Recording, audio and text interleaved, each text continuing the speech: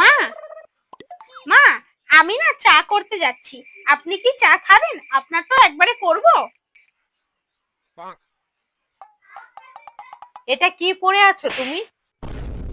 শাড়ি তো তুমি পরতে পারো না, তাই তোমাকে চুড়িদার পরার পারমিশন দিয়েছি। তাই বলে কি তুমি কোনো সময় শাড়ি পরবে না? আর তুমি এই সব পরে ঘুরে বেড়াচ্ছ? যাও, চেঞ্জ করে আসো গা।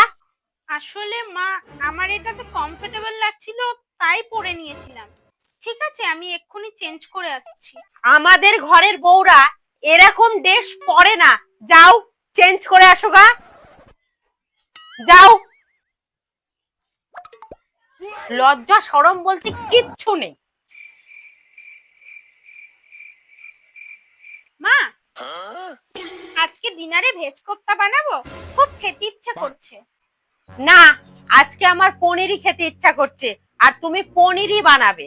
একটা কাজ করি না মা, তাহলে দুটোই রান্না করে নি। কেন? দুটো কেন বানাবে?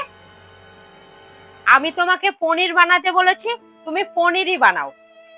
কিন্তু মা, কিন্তু টিন্তু কিছু না। আমি তোমাকে তো পনির বানাতে বললাম, তুমি পনিরই বানাবে। তোমার যদি কোপ্তা খেতে এতই ইচ্ছে করে, তাহলে বাবার বাড়ি যাও, বাবার বাড়ি গিয়ে কোপ্তা খেয়ে আসো। আচ্ছা মা, আমার সব শখ পূরণ করার জন্য যদি আমার বাবার বাড়িতে যেতে হয়, তাহলে আমি বিয়ে কেন করলাম? আমি সকাল থেকে উঠে যেভাবে আপনাদের সেবা করি, আমি যদি বিয়ে না করে আমার মা বাবার সেবা করতাম, তার থেকে বরঞ্চ আরো বেশি ভালো হতো। বিশ্বাস করুন মা, আমি যদি আগে জানতাম না বিয়ে করে এসে আপনাদের গোলামি করতে হবে, আমি কোনোদিন বিয়ে করতাম না, হারগিজ বিয়ে করতাম না। একটু সম্মান দিয়ে কথা বলো, আমি কিন্তু তোমার শাশুড়ি মা হই। হ্যাঁ, আমিও আপনাকে সম্মান দিয়েই কথা বলতাম, যদি আপনি আর শুরুটা সম্মান দিয়ে করতেন। আর হ্যাঁ, আজকে আমি ভেজ কোপ্তা কারি রান্না করব।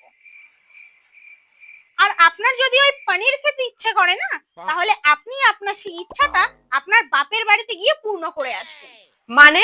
মানেটা এটাই, এটা যদি আমার বাড়ি না হয়ে থাকে না, এটা কিন্তু আপনারও বাড়ি নয়, আমাদের দুজনেই এটা শ্বশুর বাড়ি। বেশি শাশুড়ি হওয়ার চক্করে আপনি এটা ভুলে গেছেন যে আপনি অন্য কোনো বাড়ির একটা মেয়ে। একটা কথা বলি মা, এটা কিন্তু আপনি ভুলে যাবেন না, আপনিও কিন্তু এই বাড়ির বৌমা, আমারই মতো।